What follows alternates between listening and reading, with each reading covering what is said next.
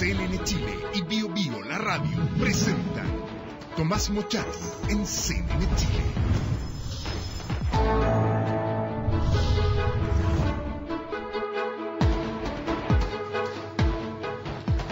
Muy buenas noches, ¿cómo está? Ha sido brutalmente crítica de la reforma educacional impulsada por la presidenta Michelle Bachelet. En respuesta, la han acusado de tener intereses particulares en la educación y que por eso es tan crítica. Participa de Fuerza Pública y hace algunos días Ignacio Walker le dijo, ¿sabe? Usted no puede tener dos domicilios. Elija, aquí o allá. Váyase o quédese, pero las dos jefes no, por favor. Exdiputada, exministra de Educación bajo la presidencia de Ricardo Lagos, miembro de Fuerza Pública, Mariana Elwin está con nosotros. ¿Qué tal? Muy Buenas bien, noches. Gracias. A ver, partemos del comienzo para despejar algunas cosas. Sí. No se puede servir a dos señores, dijo Ignacio Walker. Creo que son amigos, ¿no? Sí, somos muy amigos. ¿Y qué pasó? Hemos conversado. Sí, pero el recado lo mandó públicamente. Lo mandó públicamente. Él no llamó por teléfono, me dijo. Así es. Pero, mira, yo conversé con él y mi punto es el siguiente. O sea, yo creo que hoy día los partidos son espacios muy cerrados. Fuerza Pública es un movimiento en el cual una persona como yo, de la democracia cristiana y otros demócratas cristianos, tenemos la posibilidad de compartir y convivir con otras personas del mundo independiente que tienen interés en lo político, pero que no van a ir a la democracia cristiana. Yo creo que en Chile hay un espacio de centro que puede ampliarse y hay que buscar puentes entre fuerzas que tienen miradas similares. Pero eso significa que no. A ver, Fuerza Pública se ha definido como un movimiento liberal, de izquierda, liberal. No, de izquierda no, de centro izquierda. O de centro izquierda, pero sí, de centro izquierda, sí, pero liberal. Sí, a ver. Entonces resulta que yo tengo la impresión que no se siente cómoda en la ADC, porque ¿para qué se va a ir a otro lugar? Porque hay algo que pasa en la ADC que no. A ver. No la representa, ¿no? Yo hay dos cosas que pasan en la ADC que siento que el espacio se limita para una persona como yo.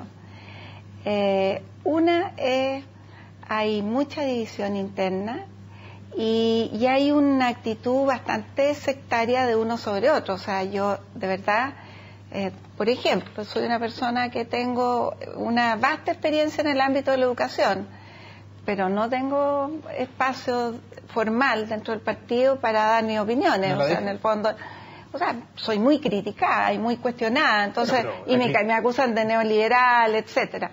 Bueno, yo la verdad es que, por otra parte, creo que el partido está muy cerrado. Tiene que abrirse a una cosa más moderna, más amplia, más flexible. Tiene un ambiente, los partidos en general, tienen un ambiente un poco de guetos en los cuales uno conversa entre uno y no hay posibilidades de contactarse con los demás. Ahora, el tema liberal, yo diría que mi mirada es moderna, en términos de que siento que, por ejemplo, que la democracia cristiana ha ido perdiendo una valoración por el mundo privado.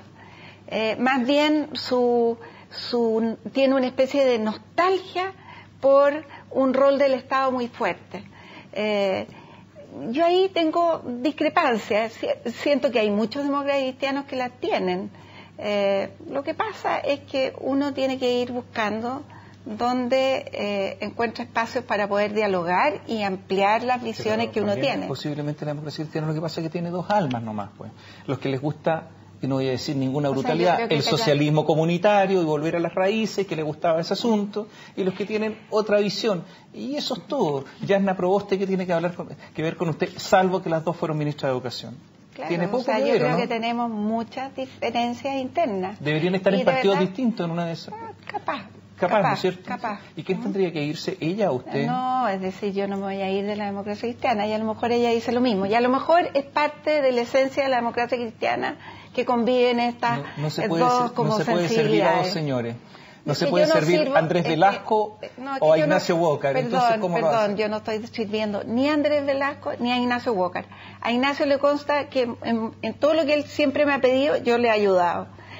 Y en mi tema en Fuerza Pública, básicamente yo he trabajado en el tema de educación, con José Joaquín Brunner, con la Silvia Izaguirre, con Ricardo Paredes, que son personas con las que me he entendido muy bien. Y en cambio la gente que está mayoritariamente en el partido está en una posición muy distinta a la mía en el tema de educación. ¿Se entiende más con la gente de Fuerza Pública que con de la Democracia Cristiana? Me he entendido en este tema de educación, me he entendido más en Fuerza Pública que con la Democracia Cristiana. Pero como usted es experta en educación, como fue ministra de Educación, me da la impresión que está ideológicamente con un pie fuera. No creo, de verdad, yo pero creo si a ver, es que acá perdón, tiene diferencia y sí, allá pero no. tengo diferencias, pero el tema es que ¿cuál es la ideología? Y yo ahí quiero señalar que, bueno, desde la Democracia Cristiana siempre hemos defendido el rol de la educación privada. Y hoy día la Democracia Cristiana está por disminuir la educación privada y fortalecer solo la educación pública. Y yo ahí tengo una diferencia, pero yo siento que estoy desde la doctrina que nosotros hemos profesado toda la vida. Sí, y además también creo que nosotros hemos valorado siempre los organismos intermedios de la sociedad entre el Estado y el individuo. ¿Y qué más organismo intermedio que profesores dedicados a la educación? Ahora, que haya cosas que arreglar y que el sistema no sea un sistema perfecto y que haya que cambiar muchas cosas, yo estoy abierta, pero no, digamos, nosotros nos vamos a achicar la educación privada y vamos a quedarnos solo con la educación pública. Mariana, es posible que tenga que optar bueno, entre Fuerza Pública y la Democracia Cristiana. ¿Por quién el va a optar? momento, si tuviera que optar, porque le están diciendo que opte, ¿por quién va a optar? A ver, yo no me voy a ir de la Democracia Cristiana. O sea, para afuera Velasco. Veamos qué pasa más adelante, porque también podría terminar siendo Velasco un candidato de la Democracia Cristiana, ¿por qué no? Pero si la Democracia Cristiana no tuviera su propio candidato. Si tiene candidato la Democracia Cristiana y bueno, va Velasco, ahí, ¿usted vota por el Democracia Cristiana? Depende también, porque depende también, porque yo quiero decir... Usted está llena de dudas, ¿cómo no va a votar por el DC? No, pero depende qué DC sea, porque ¿No o sea, todos por le dan eso confianza? no es que todos no todos me den confianza, pero creo que en la Democracia Cristiana hay que decantar muchas cosas, y esas cosas, o sea, de repente si a mí me dicen que el candidato de la Democracia Cristiana va a estar en opciones muy radicales, yo no voy a estar ahí y tendré que ver lo que hago, ¿me entiendes? Con Velasco. Bueno, pero espero que eso no ocurra. No se cierra la posibilidad de votar por Velasco y no por un DC. No me cierro a esa posibilidad. Sin embargo, espero que eso no ocurra. Bueno, una vez se la echan porque Fachaín quiere que la pasen al Tribunal Supremo. Bueno, esa será una responsabilidad del partido. ¿La apoya su papá? Mi papá está muy lejano de la coyuntura, está muy viejito y de repente conversamos, pero no es algo que yo esté buscando su apoyo o él me esté apoyando. Sí.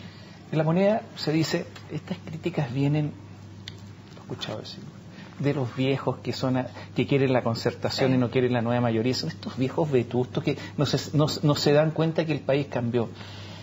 No le estoy diciendo que usted tenga mayor edad o no, sino que lo que dicen ellos. Yo le digo, ¿usted es nostálgica de la concertación o prefiere la nueva mayoría? O sea, de todas maneras prefiero la concertación. ¿Ah, sí? Su estilo, su manera de hacer las cosas, la nueva mayoría ha sido, bueno, empezó, yo diría, con el pie izquierdo, de frentón, pero además levantando la pierna.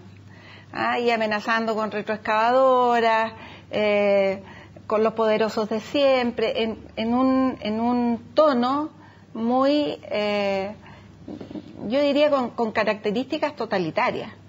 Y a mí no me gustó. Totalitarias, porque cuando a ti te dicen, mira, usted no puede hablar, porque no sé qué, los poderosos de siempre tampoco pueden hablar, vamos a imponer nuestra mayoría. Bueno, yo creo que empezó muy mal, o sea, insisto, empezó con el pie izquierdo y levantando la pierna. Mariana, hoy día ¿sí? Creo que las cosas están siendo distintas porque le ha ido mal al gobierno. La esencia de la concertación fue, por una parte, buscar acuerdos y por otra parte hacer cambios graduales, continuidad y cambio. Pero aquí se pretendió hacer cambios refundacionales y me parece que la experiencia en Chile demuestra que los cambios refundacionales terminan mal. Esa es la experiencia de la historia de Chile. Los gobiernos radicales, el país progresó y hizo grandes reformas durante esa época que fueron incrementales. Se perdieron esos acuerdos y el país se dividió profundamente.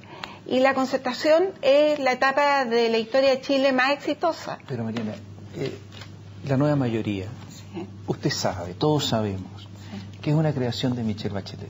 A ella se le ocurrió esto, nueva mayoría, con la incorporación además del Partido Comunista. Sí. Es creación de Michelle Bachelet. Michelle Bachelet tuvo tal poder como creadora y además por la votación que tuvo, que ella organizó sin mayor negociación su gabinete. Así es. Todos lo sabemos. Así es. Este cambio es de Michelle Bachelet. Por lo tanto, su crítica es a Michelle Bachelet.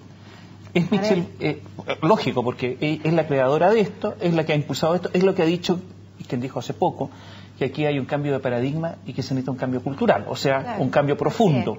Por lo tanto, bueno, el problema es para usted, Michelle Bachelet, hablando con la mano en el corazón. A ver, yo creo que aquí hay una responsabilidad compartida, pero el liderazgo ciertamente es de la presidenta. Y también uno ve que, yo creo que usted además lo dijo muy bien, o sea, de alguna manera ella, con la mayoría que tuvo, pensó que podía en esta oportunidad hacer un cambio más radical, incluso cultural, del Chile que hoy tenemos. Ahora, en eso le asigno una responsabilidad, pero también a mí me parece que ella va a tener que recoger lo que ha pasado en estos meses. O sea, el apoyo que ella tenía ya no lo tiene. ¿Se siente terrorista? ¿Terrorista? Sí. ¿Yo? Sí. No, en absoluto. No, le pregunto porque Michelle Bachelet ha dicho que esto es una campaña del terror y absoluto. Usted ha sido una de las más críticas, o sea, y por lo tanto... A ver, mira, yo creo que es una miopía pensar que aquí las cosas se van a resolver trabajando más y comunicando mejor. O sea, creo que en el caso de la reforma educacional los problemas son reales. Esta es una reforma que no dialoga bien con la realidad y por eso ha suscitado esta reacción. Yo lo dije el primer día, esto puede ser un Transantiago. ¿Por qué no empezaron por este otro lado, donde habría habido más acuerdos? Esto va a suscitar una natural reacción de los sostenedores, también de los padres, porque produce mucha incertidumbre. Y mi punto es, no que no hagamos los cambios, mi punto es si vale la pena hacer este cambio, si este cambio va a tener el impacto que se espera, generando esta tensión. Mariana, pero a ver, quien primero habló del Transantiago fue Michelle Bachelet. La verdad es que dijo, yo no quiero un Transantiago en la educación. Transantiago es una palabra a esta altura fea, horrible. Sí. Pretendió ser una hermosa palabra y ha pasado a ser una mala palabra. Y ella fue la primera que lo dijo, y usted también lo ha dicho, un Transantiago. Si se aprobaran los proyectos de ley tal como están hoy, ¿usted pronostica un Transantiago? ¿Cómo está ahora? O sea, pronostico graves problemas. Al menos un porcentaje importante de colegios de clase media, más los que pagan copago mayor, van a pasar a colegios particular pagados y van a disminuir su matrícula, porque muchos no van a poder pagar. Y otro porcentaje de colegios van a salir del sistema. No van a ser 4.000, pero aunque fueran 100, pueden abarcar unos 100.000 alumnos y puede generar un problema bastante serio. Mariana, pareciera que ella es agorera.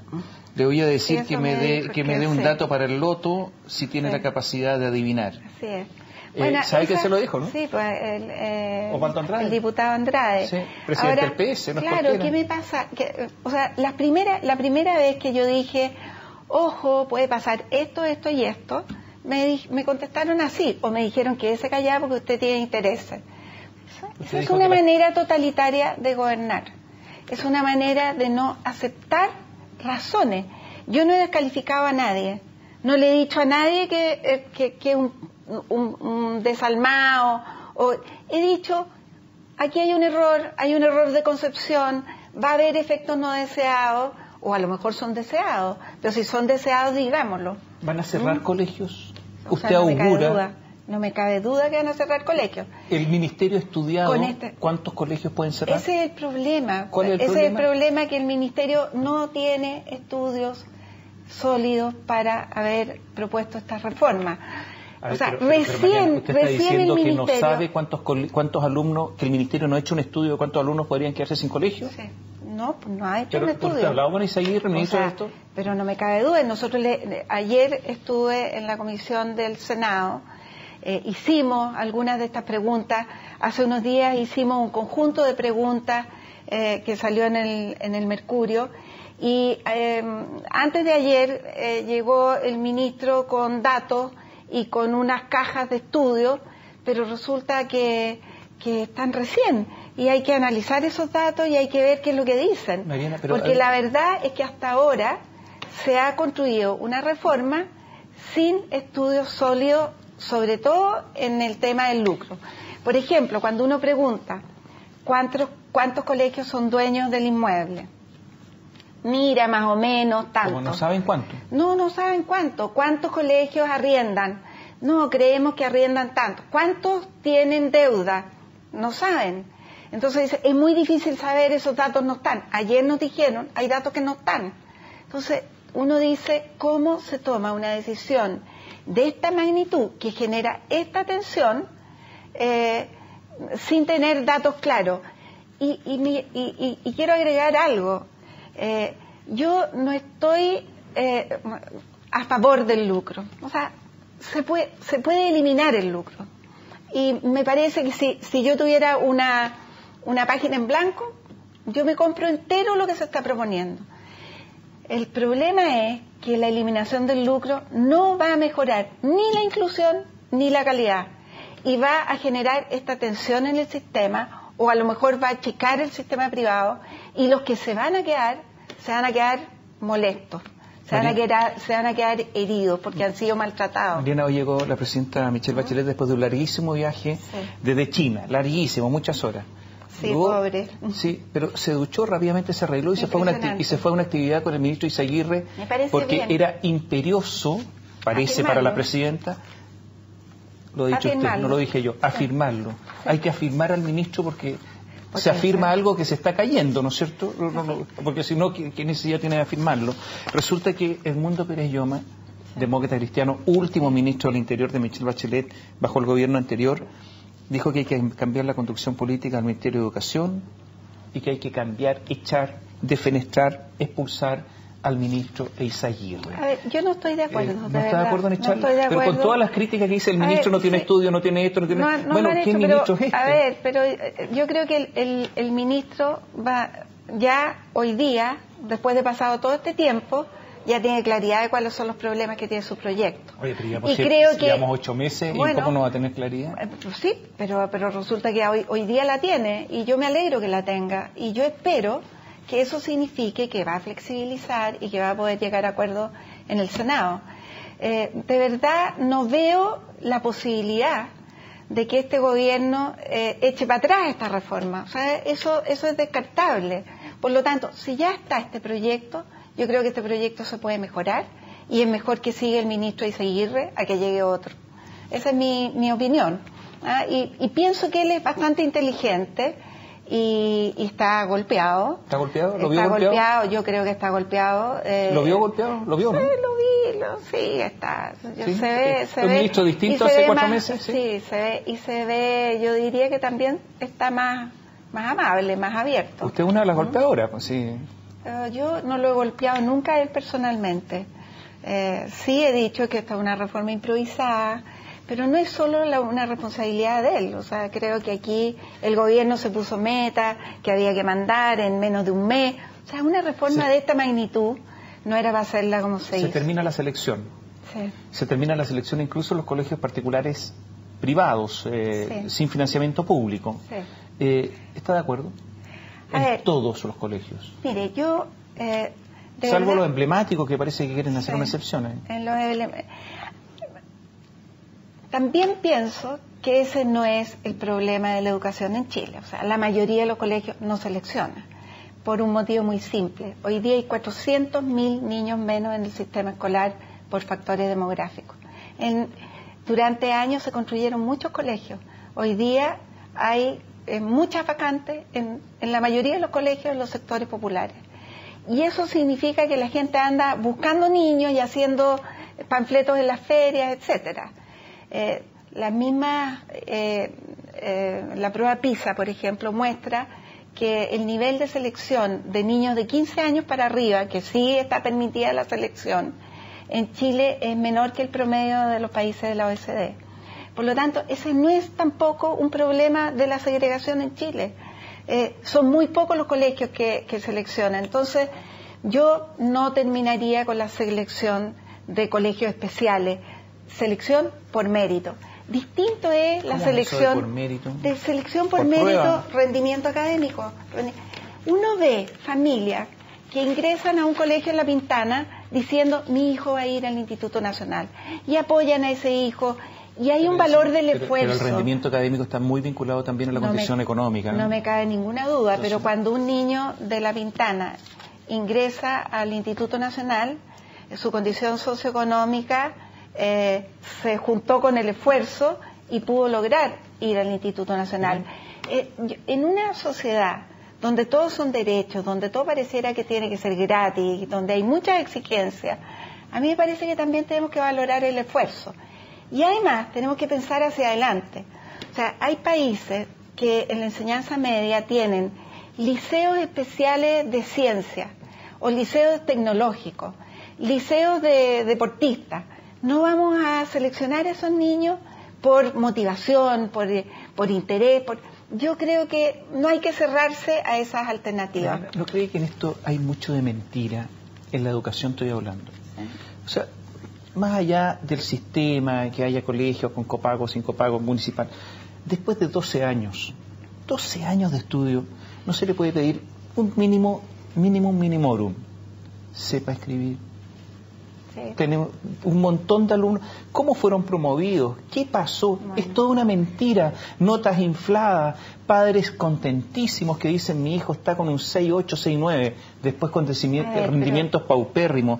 El otro día sale una estadística y señala que una gran cantidad de alumnos, 2/3 de los alumnos de octavo básico en matemáticas, saben lo que sabe 1/3 del que está en quinto año.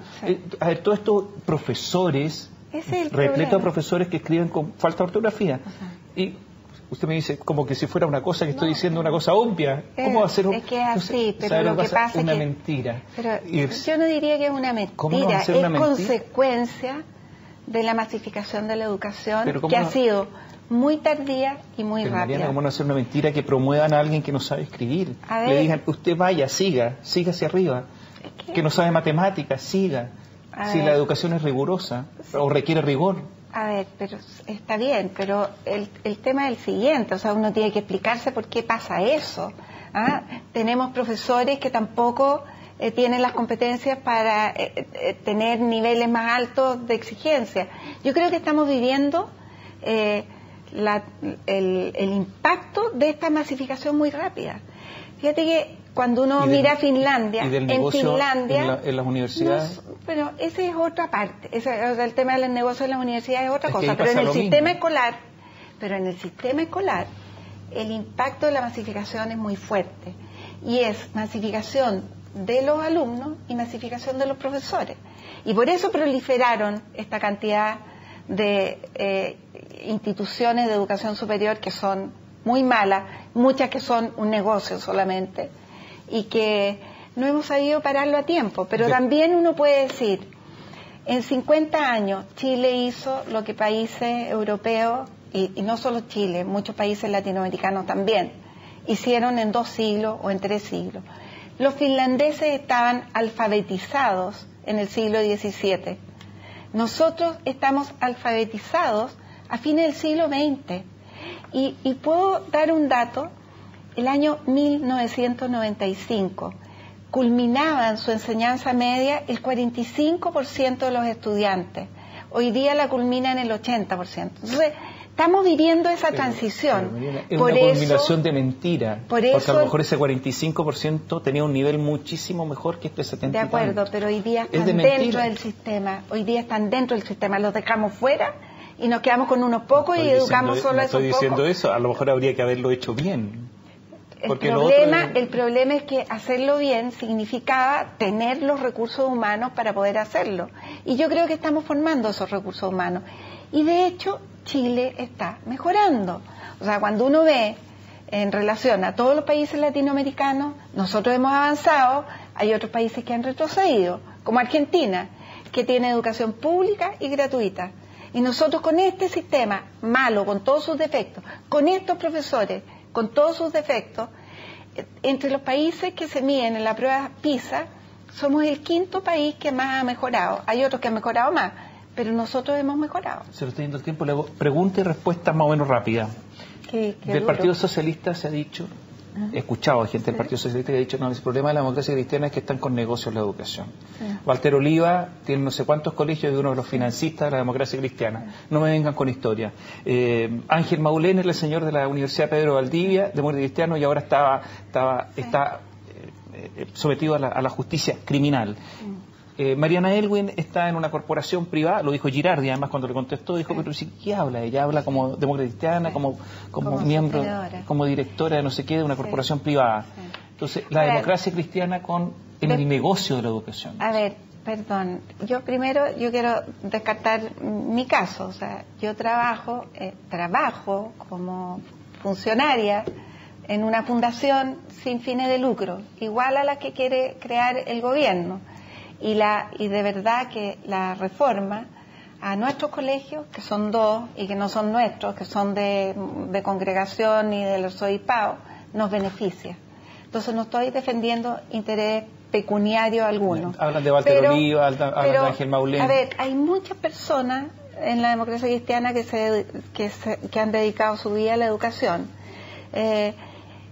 Yo creo que esta cosa peyorativa de decir el negocio de la educación y versus la vocación en educación. Yo creo que ambas cosas no son incompatibles. Es que esto surgió, Mariana, desde la universidad. Lo primero que se criticó fue y en la universidad hubo hasta el día de hoy escándalos. O sea, yo creo que el tema de la universidad es inaceptable desde hace mucho tiempo. Pero es distinto al sistema escolar. Bueno, permeó hacia abajo. Claro, yo creo que la imagen de que la educación es un negocio y que todo se transa en el mercado permeó hacia abajo. Pero yo creo que en el sistema escolar no es así. O sea, sostenedores como Walter Oliva hay muy pocos. Son muy pocos los que tienen muchos colegios. Y de verdad que, mira, yo soy amiga de Walter Oliva. Conozco a su madre, es una profesora, su marido, de quien está separada, es un profesor. Partieron fundando un colegio no sé, en Renca o en alguna parte así, o en el Bosque, creo, y hoy día tienen varios colegios. Pero son gente que ha sido, ella, absolutamente dedicada a la educación. Entonces... Ya, pero una cosa son los padres y otra cosa es Walter Oliva. De los padres nunca he escuchado nada. No, pero... hablan de él. Ellos, o sea, esta es la segunda generación que está a cargo de los colegios, que también han hecho un aporte, han profesionalizado los colegios, etcétera. Ahora, ¿Han lucrado? Sí, pero si está permitido el lucro. ¿Con fondos públicos? Pero si está permitido. Hoy día la ley... Y lo que se dice es que ellos quieren proteger, quieren mantener eso. Quieren seguir lucrando. Yo creo que hoy día no van a poder mantenerlo. Y a mí yo no tengo problema que no pueda mantenerse. Pero sí creo que hay que ver que se mantenga la educación privada y que se mantengan las inversiones que se hagan en la educación privada. Ahora, y sí creo también que hay que tratar de manera muy distinta al sostenedor que tiene 100 alumnos del sostenedor que tiene 9 colegios. Y los que tienen 9 colegios son muy pocos, son menos de 10. En cambio, los que tienen 100 alumnos son más de 1000. Estamos terminando. Vuelvo a la política. Una última pregunta. La relación con el Partido Comunista. Todos sabemos las divergencias que ha habido últimamente entre la DC y el PC. Sí. Se reunió en un Consejo Nacional Extraordinario la Democracia Cristiana. No les gusta el Partido Comunista. Sí. Y hay una querella que ha presentado Eduardo Contreras en los tribunales, sí, a propósito de lo que ocurrió en 1973, golpe militar. Textual. Patricio Aylwin, destacado dirigente político que ha ocupado los más altos cargos institucionales del país, declaró el 26 de agosto de 1973 al periódico norteamericano The Washington Post que si a él le diera a elegir entre una dictadura marxista y una dictadura de nuestros militares, yo elegiría la segunda.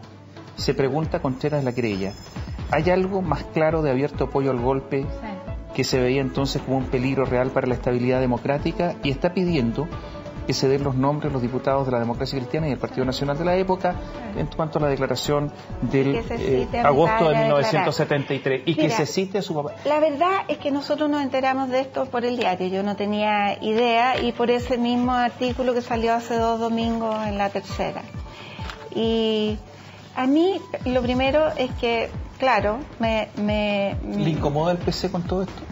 Claro que me incomoda, y me incomoda que él sea embajador de Chile. ¿Debería ser ido? O sea, mira, él debió haberse ido, pero también no debiera ser embajador. Yo creo que no debiera ser embajador. Pero también quiero decir que yo tengo la más profunda convicción de que la Democracia Cristiana institucionalmente, y mi padre como presidente del partido, se jugó hasta el último día por una salida institucional, en un tiempo en que nadie estaba por salidas institucionales, ni la izquierda ni la derecha. La Democracia Cristiana buscó salida institucional. Y me parece que si no hubiera sido así, mi padre jamás habría sido presidente de la República con el apoyo de la Concertación. ¿Está en condiciones de declarar su papá? ¿De ir a declarar? No, o sea, a ver, él ha perdido bastante su memoria. Sobre todo de las cosas recientes. Por lo tanto, o sea, es obvio que una persona de 96 años no está en todas sus plenas facultades como para ir a declarar. Muchas gracias, Mariana, por estar con nosotros. Mariana Aylwin nos acompañó esta noche. Hacemos un alto porque vamos a estar hablando de un tema totalmente distinto, de los medios, de la ley de medios en Argentina, de la ley de medios en Ecuador y lo que se podría venir en nuestro país. Volvemos en un instante.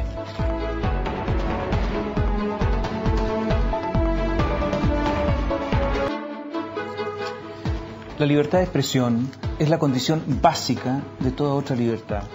No es casual que cada vez que hay un golpe de Estado en alguna parte, lo primero que hacen los golpistas es apropiarse de los medios de comunicación para que no haya alguien que pudiera expresarse o que pudiera hablar en contra de ese golpe de Estado. ¿Qué pasa con la concentración de los medios? ¿De quiénes tienen que ser los medios? ¿Puede haber medios estatales que no sean medios del gobierno de turno? ¿Es posible eso en América Latina? ¿Qué está ocurriendo en Argentina con la ley de medios y esa lucha enconada entre el kirchnerismo y el grupo Clarín? ¿Qué está pasando en Ecuador, donde hay reclamos ya no solo de la propiedad, sino que hay una intervención intensa por parte del gobierno de Correa sobre el contenido de los medios? De esto conversamos hoy día con Martín Becerra, es doctor en Ciencias de la Información de la Universidad Autónoma de Barcelona, es investigador y académico de la Universidad de Buenos Aires y de la Universidad de Quilmes. ¿Qué tal? Buenas noches. ¿Qué tal? Buenas noches. Partamos por lo primero. ¿Cómo se cautela la libertad de expresión en cuanto a la propiedad de los medios? ¿Qué relación hay entre uno y otra cosa? Digamos que la excesiva concentración de la propiedad de los medios erosiona la posibilidad de que existan muchas voces distintas en un sistema de medios. Y en consecuencia lesionan la libertad de expresión, porque la libertad de expresión comprende, por una parte, y esto es muy significativo, la libertad de poder decir opiniones distintas, pero también comprende la necesidad y el derecho de la comunidad a recibir opiniones distintas. La excesiva concentración de la propiedad de los medios, entonces, horada la posibilidad de que la sociedad reciba perspectivas diferentes, porque tiende a unificar la línea editorial, digamos, las perspectivas que circulan dentro de una misma sociedad. ¿Es posible que en Chile se venga una ley de medios? Comienza ya a discutirse. ¿Por qué? Porque se dice, bueno, ¿qué hacen banqueros propiedades de medios? que se dediquen a los bancos y no tengan canales de televisión o diarios, que hacen otros grupos empresariales, concentración de medios muy grande, o dos grandes diarios y hay poco y nada más. ¿Es necesaria una ley de medios cuando se produce la concentración o hay otro sistema para que la concentración esté más diversificada? Yo diría, Tomás, que la propiedad esté más diversificada. Sí. Yo diría que es necesario, básicamente por lo siguiente: no hay país del mundo que no tenga reglas de juego referentes a la concentración de la propiedad de los medios, justamente porque hay relación directa entre concentración de la propiedad y libertad de expresión. De modo tal que la ausencia de reglas de juego, la eventual ausencia de reglas de juego, es decir, el permiso a que exista en una hipótesis extrema un monopolio de medios de comunicación en manos de un grupo empresarial, es una hipótesis que en verdad implica una regulación de facto del sistema de medios de comunicación, que es una regulación económica. Cuando no hay una regulación legal, hay regulación económica. Entonces, la ausencia de regulación legal, la ausencia de leyes, que además hay leyes muy distintas en todo el mundo. Estados Unidos tiene leyes duras en relación a la concentración. Muy antiguas. Muy antiguas. Francia tiene leyes muy antiguas, muy rígidas, muy celosas en relación a disminuir la concentración de mercado. Estamos hablando de países capitalistas centrales. Pero estamos, Martín, en América Latina. Sí. Y en América Latina este es el Macondo muchas veces. Entonces, todos estamos mirando, muchos, los que nos preocupan los medios, lo que pasa en Argentina, lo que pasa en Ecuador, en Argentina con lo que ha pasado con la ley de medios del año 2009, la enorme dificultad para que se pudiese aplicar con esta lucha con Clarín. Hemos aprendido palabras como la palabra desinversión, adecuación forzosa, sí. Y no sé si nosotros vamos a tener también que aprender esos términos. Y se ha dicho que, por ejemplo, por parte de la Sociedad Interamericana de Prensa, que incluso ha habido una aplicación selectiva de la ley, que no ha sido una ley que se haya aplicado a todos por igual. Se dice que beneficia a Telefónica en algunos casos, o sea, empresas extranjeras. ¿Hay algo de eso? Yo creo que la ley argentina es una ley que ha sido elogiada por las relatorías de libertad de expresión de la ONU, de la OEA, o sea, por el Sistema Interamericano de Derechos Humanos, en su texto, lo que fue aprobado por el Congreso argentino en el año 2009. Sin embargo, es cierto, creo yo, que es una ley que tiene dificultades en su aplicación. Esas dificultades son de distinta índole y un poco tu pregunta marcaba varias de ellas. Por una parte, la discrecionalidad, el compromiso que es desigual del gobierno que aplica la ley con algunos artículos de la ley, está muy comprometido, aquellos que afectan la estructura corporativa del Grupo Clarín, que es el grupo multimedios más importante en la Argentina, y no parece comprometido con otros artículos de la ley que le exigirían al gobierno un trato equitativo con otros grupos de medios. Eso es un problema que tiene la aplicación de la ley en la Argentina. Hay otro problema que tiene que ver con, que es algo previsible, pero no por eso es menos problemático, que es la resistencia de los grandes grupos de medios a someterse a una regulación que implica reglas de juego que atenúan el nivel de concentración de la propiedad. Desde mi punto de vista, la Sociedad Interamericana de Prensa suele reaccionar de manera bastante intemperante cada vez que se cuestiona el statu quo de los empresarios que son los que están representados en la propia Sociedad Interamericana de Prensa. Eso efectivamente comporta dificultades. Ahora en Argentina hay una inversión estatal muy importante, publicitaria, más importante que en Chile, y por lo tanto es vital estar en buenas relaciones con el gobierno, porque hay muchísimo dinero en juego. Sí. Eso también significa una mordaza muchas veces. Claro, eso, digamos, no está regulado en la Argentina en la Ley de Servicios de Comunicación Audiovisual. Es increíble, porque si van a regular el asunto hay que regular el financiamiento. Hay que regular el financiamiento, estamos de acuerdo. Un estándar... ¿Eso fue a propósito? No, lo que pasa es que la inversión publicitaria estatal no comprende solo a los medios audiovisuales, y esta ley de 2009 es una ley audiovisual, es decir, no incluye a los medios gráficos, a la prensa, a las revistas, no incluye la publicidad en vía callejera, en el espacio público.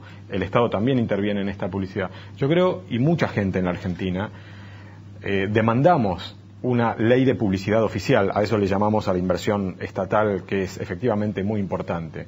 Pero esas reglas de juego sobre cómo el Estado usa recursos públicos para premiar amigos y castigar enemigos o adversarios críticos con su gestión, creo que justifica la necesidad clarísima de que haya una ley al respecto. Quiero decir también, en América Latina no hay ejemplos virtuosos de leyes sobre publicidad oficial del Estado. Puede ser que el Estado argentino, como tú dices, sea mucho más activo a la hora de... Bueno, hay muchas denuncias al respecto, no lo digo yo. No, pero digamos, coincido. Pero no hay país que uno pueda en América Latina decir, este es un buen ejemplo de cómo el Estado reparte sus recursos para unos y para otros. Se habla de Estado, pero posiblemente estemos cometiendo un error, porque en América Latina tenemos una enorme dificultad para separar el Estado del gobierno de turno. Sí. Y por lo tanto, la verdad es que es el gobierno de turno. Y claro, uno piensa, ¿qué pasa en Argentina muchas veces? Vinculado con los medios, que el gobierno de turno compra el fútbol y pone ahí su publicidad porque sabe que el fútbol tiene alta audiencia. Se utilizan las cadenas nacionales a cada rato y en forma extensa, y a veces son solamente propagandísticas y no como un servicio público como deberían ser las cadenas. ¿Son confiables estos gobiernos? Bueno, cuando se dice que en Argentina se está aplicando la ley en forma desigual, por ejemplo. Sí, yo creo que se está aplicando la ley en forma desigual. Y un ejemplo es el de las cadenas nacionales. La ley audiovisual vigente en la Argentina establece que las cadenas nacionales deben ser excepcionales y en situaciones de gravedad. No es algo que el gobierno respete de la ley. Ese es un buen ejemplo. Ahora, tú mencionabas el tema del fútbol y yo quisiera hacer un breve comentario al respecto. No es que el gobierno compró el fútbol, porque aquí lo que hubo es un cambio de reglas de juego en relación a los derechos de televisación del fútbol, digamos, que no podían verse en abierto en la Argentina, desde el año 1991 y hasta 2009, no podían verse en la televisión abierta, un deporte tan popular. Sin embargo, con este cambio de reglas de juego, ¿el gobierno utiliza el fútbol de manera propagandística? Sí, la respuesta es afirmativa. Pero también liberó y permitió el acceso libre y gratuito a las transmisiones de los partidos de fútbol. La respuesta también es sí. Entonces, quiero decir, a veces se presenta, me parece a mí, lo que sucede en la Argentina solamente haciendo hincapié en aspectos negativos que los hay. Pero no se señala que eso está acompañando modificaciones respecto de cómo venía efectivamente, en este caso... Posiblemente el fútbol siendo una empresa, el fútbol es una empresa, hoy día es un negocio. Por supuesto. Posiblemente no tenía por qué estar en televisión abierta, eso es absolutamente discutible. Sí. Pero lo que es indiscutible es que el gobierno no debe intervenir políticamente allí. Bueno... O sea, no es una moneda de cambio una cosa por la otra, una cosa discutible versus una indiscutible. No lo planteo como una moneda de cambio. Lo que sí digo es que en un deporte tan popular que tiene interés público, digamos, esto de que sea indiscutible que lo maneje una empresa privada, no sé si es tan indiscutible. O sea, yo me animaría a discutirlo porque la forma que ha tenido la empresa privada, la mercantilización de los espectáculos de interés público en la televisión argentina ha sido históricamente vedar que estos aparezcan en televisión abierta, y son espectáculos de interés público. Voy a Ecuador. Se ha dicho que en Ecuador hay una enorme intervención en los contenidos, además, que se han establecido figuras penales, que son figuras, todos sabemos que las figuras penales tienen que ser muy específicas, muy estrictas, porque si no es un bolsillo payaso y por lo tanto cae cualquiera. Está el delito de incitación a la discordia, por ejemplo. Sí. ¿Qué es eso? Y que los periodistas, mucha gente se siente absolutamente intimidada. Sí, y los medios también, que son responsables también penalmente. Sí, yo creo que con el ejemplo de Ecuador, como podríamos citar también el de Venezuela, lo que podemos observar es que las leyes que algunos países de América Latina han producido en los últimos años sobre medios de comunicación son muy distintas. La ley argentina no regula contenidos, no regula línea editorial. Efectivamente.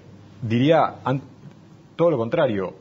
Este mismo gobierno que promovió la actual ley ha despenalizado delitos de opinión como calumnias e injurias. O sea, eso implica un avance en materia de libertad de expresión.